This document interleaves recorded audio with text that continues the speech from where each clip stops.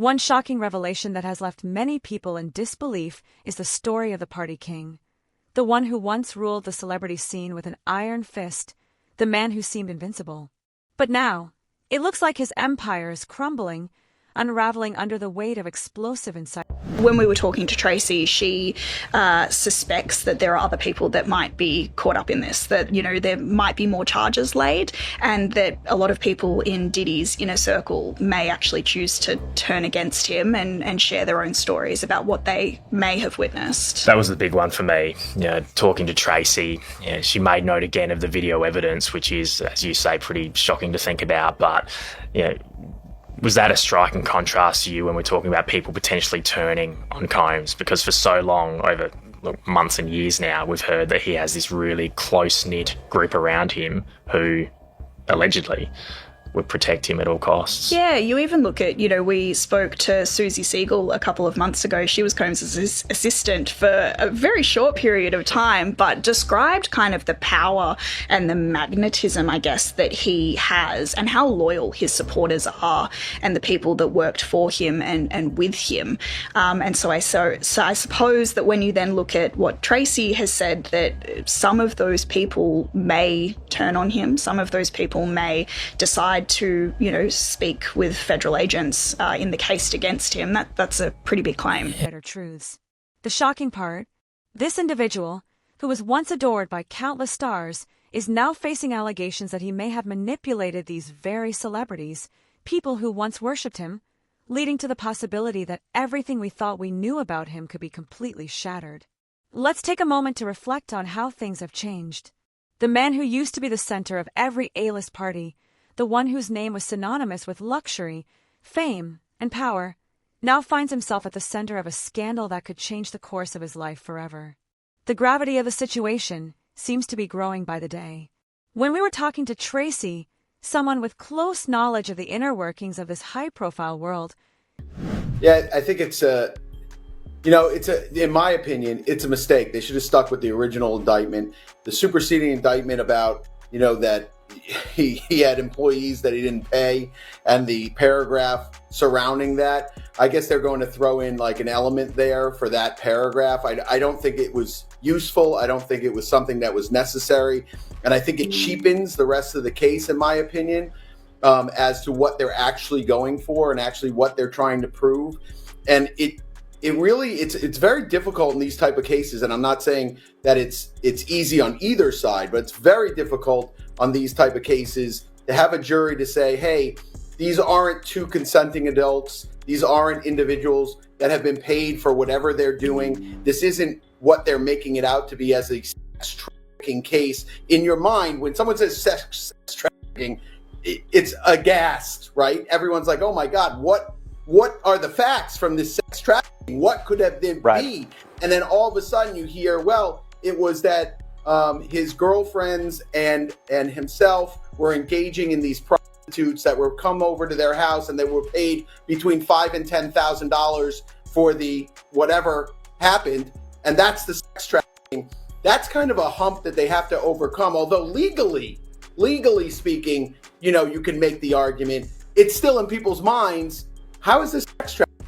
And like I said, it is not that the legal elements aren't going to be met, because I think they are. And in terms of what the evidence is, it seems like they've reached that point. Right. What my argument is a jury is going to have a tough time wrestling with charging someone criminally for someone calling a prostitute to come over and make $10,000. I said back in the day, people used to think that Kirk Burroughs and Diddy was lovers, or they had some kind of relationship like that. Remember I told you that? And you was like... I remember that. You told me that years ago. Yeah, and you said to me, yo, you gonna speak about it? I said, nah, I ain't gonna speak about it, bro. You understand? I'm gonna wait till he speak about it. So people who had known that, I always knew that, because I used to follow Puff to Kirk's house when we had the building and the red zone, and we used to take the money from those clubs and we had to drop it off at Kirk's house. So we wasn't dropping. He would, you know, he was staying there. You know, if you spending the night at another house and you got a apartment with your girl somewhere else, Okay. So when I seen in the lawsuit that he said that Kirk said that Puff was SAing him, sexually assaulting him, sodomizing him, doing all kind of things to him, I first thought like, but hold up, they was lovers, or they was, but that's his boss. So maybe the boss cannot have sex with people, the CEO can't have people that work for them. She mentioned something that raised eyebrows. She suspects that there are others who might be caught up in this mess. What's more, she believes that there could be more charges laid against him, charges that could expose even more shocking truths about what really went on behind closed doors. Tracy didn't stop there. She pointed out that many people who were once part of his inner circle, people who were loyal, may actually choose to turn against him. These individuals might decide to speak out, share their own stories about what they've witnessed firsthand. And when they do, the story might take an even darker turn. The implications of that are huge. If these insiders start sharing their stories, it could open a floodgate of revelations, each more explosive. Certain things they let it go by because it's Puff. Like they would look, like he would say stuff, and it's like he wasn't like in the closet, he was like in the hallway. Now you see so much shit that you go, wait. No, this was visible. He was in the hallway. We saw the video. You saw that video. It comes out later. You're like, that's not the closet. That's the hallway. He didn't give a fuck. Like you can tell that he was already. Nah, New Yorkers know. Because when Fab, he was like, "Yo, Fab, we ain't party. Fab was like, "Nah, we partying tonight." He's like, no, like, but he did party. Yeah. And I'm like, yo, they let that one go. Like, I had to say something about it later because I was like, oh, it was. What did it feel like all these years? You being the only one calling this out? I look like I've been the crazy guy for a long time. They said you're a hater. They said you're crazy. You're do this, yeah. And now everybody's complaining. My ass is hurting. This all this shit is coming. 50, you can't make jokes about it. No. The internet might come for you, bro. All I'm saying is, it might come from you see it now. All of these complaints. People were damn, they were and pillaged. This was what was going on, right? And what do I get for I went through years of a hater. You're a hater. You want this and that. I'm just watching. Like I look at things and go, when you see the new lawsuit coming with Jay, the part with Jay, I go, oh shoot, like. Then I think about it, I go, that had to be there. So when I was saying that he was missing, he just wasn't actively being out there because they was dealing with that. Speaking of, in particular, Netflix docuseries that you've been working on, Diddy Do It. Right.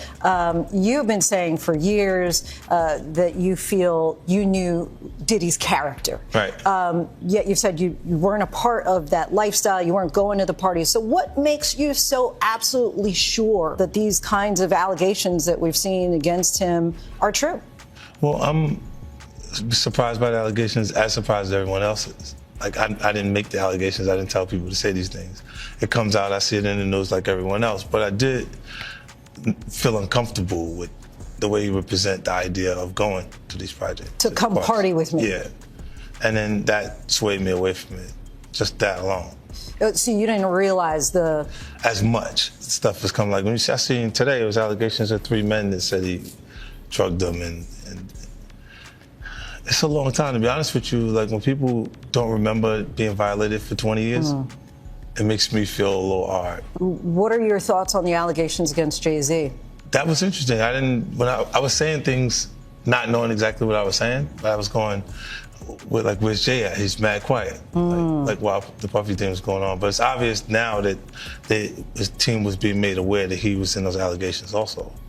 You know, so I hope it works out because with his family, the things that go on internally, those accusations are crazy. Than the last. That was the moment that really struck me. Talking to Tracy made me realize just how much is potentially at stake here. She emphasized once again the importance of the video evidence that's been circulating. The fact that there's video footage involved is something that can't be ignored. And when you think about it, it's pretty shocking to consider video evidence could change everything. People don't realize how much that kind of proof can impact a case, especially in today's world, where a single video can go viral and expose the truth in a way that no one can deny. But even more interesting is the way Tracy described the atmosphere among those who were closest to him. It's not just about the charges or the scandal, it's about the fallout. How will people react when the truth comes out? How many of those who once had his back will decide that it's time to step... This whole situation with Diddy and everybody would not have happened if Diddy didn't put Carisha, Young Miami, out on Front Street, going to her shows, letting her talk about their relationship openly on her podcast, giving her a show. All this would have been still going on if Carisha never got the okay to kind of do a lot of stuff that Diddy never did do. What do you take to that? That Carisha might have sparked anger. Yeah, nah, she ain't that relevant. She's exactly what they say she is. We're getting a DYG mute. She ain't that deep. You don't this everything that she'll testify to, she's guilty of. Wherever this goes, she's gonna be on probation for quite some time. She ain't white. They ain't gonna let her go like they let that white boy go. Do you feel is a woman scorned? Come on now. Y'all know how I feel about that. Yeah, I know. That's I know. Whatever that woman feels, she's got the right to feel. She earned it the hard way. And it's kind of disgusting that people are still trying to find a way to slut shame her. In order for any of this to have happened, she would have had to admit it, all of the things that she did wrong as well. She's already swallowed that. What about what fucking Umar Johnson has to say in it? That hogwash she did with Art of Dialogue, implying that the 13-year-old, now 37-year-old autistic victim was black, that a black father wouldn't stand for that. Like he literally sat up there and put a whole race on a Jane Doe who none of the details or anything about who she was mentioned. And then in fooldom fashion, he tied it all the way to Trump.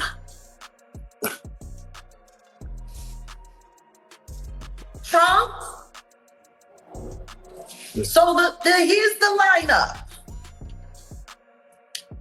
They're trying to take down all the black billionaires, so when Trump gets in office, all the black billionaires will know not to help their people. And that's why all of this is happening. Because Trump is going to make the black billionaires not help their people. So, can I ask you this, Jag? Because hogwash. These niggas ain't helping their people as it is. So Jag, I got a very... What the man doing? I got a very important question. Laundering money through charities, allegedly.